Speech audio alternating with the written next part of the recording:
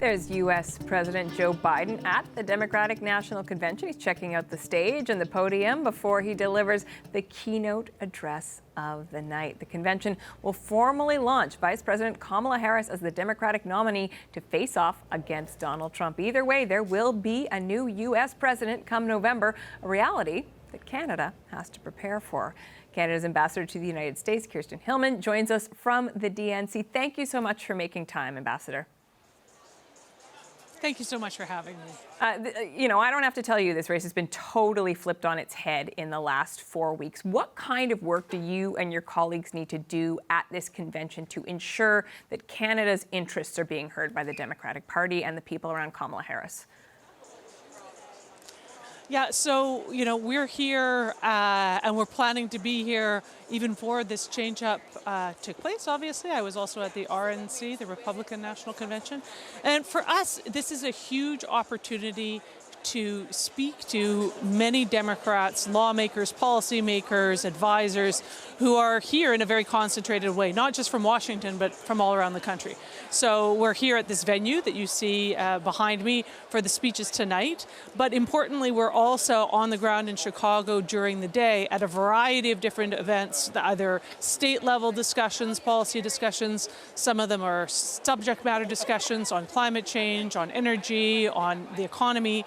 And we're going there to, meet with our contacts, reinforce those relationships, make new ones, to make sure that everybody understands that the relationship between Canada and the United States is a source of strength for the Americans, and frankly, that a good, solid relationship with us will help this party and any American achieve their policy goals. We know right now for the Democrats, it's unprecedented. It's a bit of everything everywhere all at once, right? They're trying to introduce people to Kamala Harris. How much policy are they going to put on the table, et cetera, et cetera.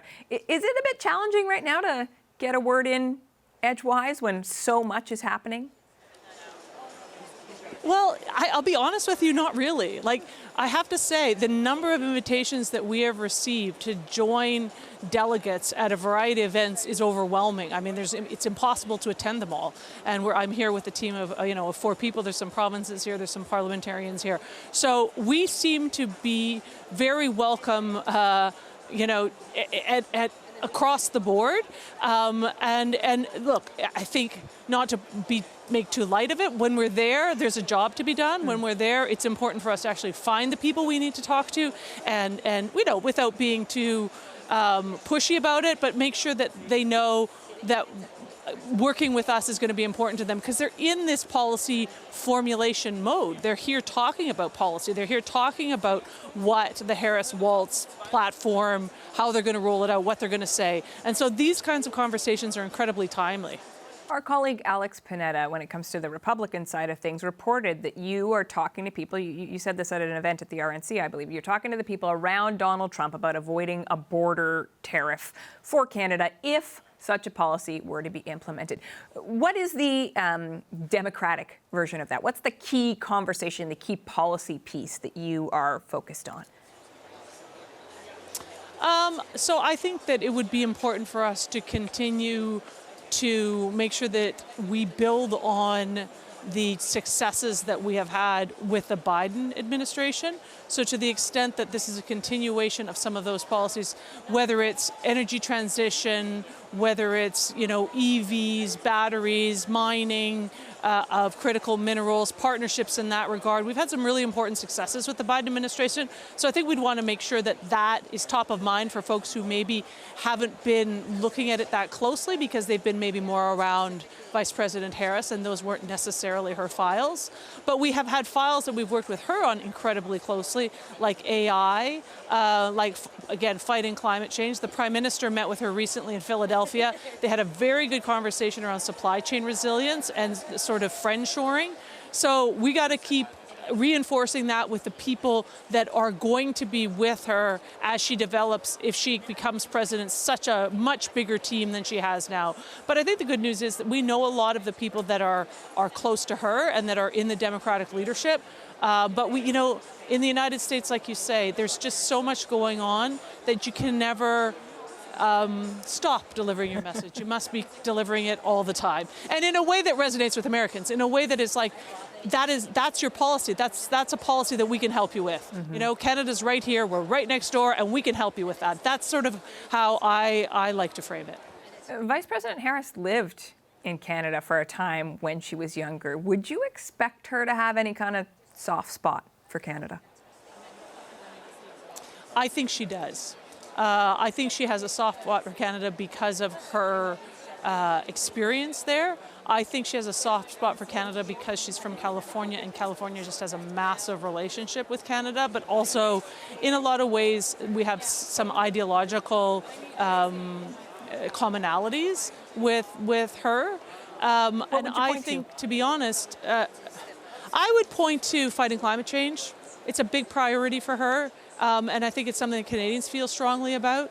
I think that she feels very strongly about offering opportunities for everybody in a way that is fair and just. She has some interesting policies, around making sure that education is accessible for Americans. I think that's something that obviously Canadians believe in very strongly. So, there's a lot for us to talk about there with her, and I think that has always made her feel a certain affinity towards Canada. And I would just point out also that she has a very good relationship with the Prime Minister. Again, I was with them recently in Philadelphia, but I've been with them when they've been together on a number of occasions. And, they dig right into policy. It's not a superficial sort of meeting. It's a discussion around how are you dealing with early childhood education. What are you doing there? What's worked for you? Oh, that's interesting. Tell me what's worked for you. Very detailed. So I think that shows a level of interest that goes beyond just sort of the superficial. You mentioned a little bit earlier in the interview EVs, and we know, of course, Canada is looking at the prospect of matching tariffs on EVs from China. There was a consultation period, and now we're kind of waiting to see what's happening. Are there Americans who are saying to you, hey, Canada, what's up? Clock's ticking? No, nobody's really said that to me. I think they're interested in staying abreast of our consultations. We've told them that we have, concluded those, and we're doing some analysis and some consideration of the information that's come in.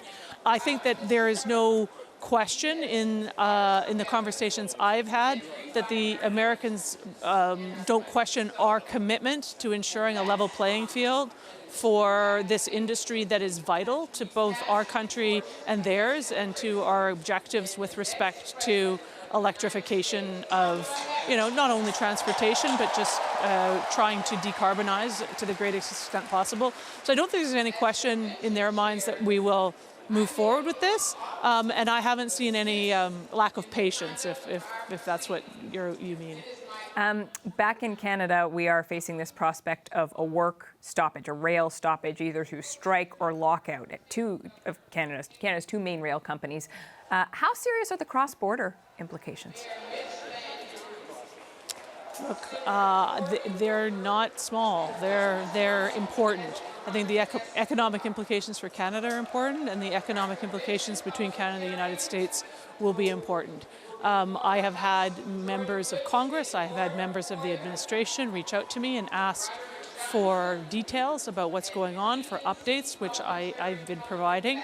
And I've been telling them that we're committed to, and we feel that the best option is for the employer and the employees to work this out themselves. But I've also made it clear that we are very seized with this challenge and under no illusions as to how disruptive and difficult it would be should there be a work stoppage. So just to say, Americans are concerned, but I'm keeping them, apprised of developments. I'm talking to the minister and his team on a regular basis so that I can give as much information as possible to our American friends.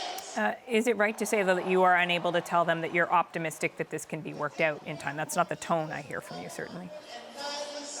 Well, you know what? It's not. I'm not close enough to it, sort of hour by hour to be able to make that kind of assessment. Mm-hmm. I think the minister's best place to do that.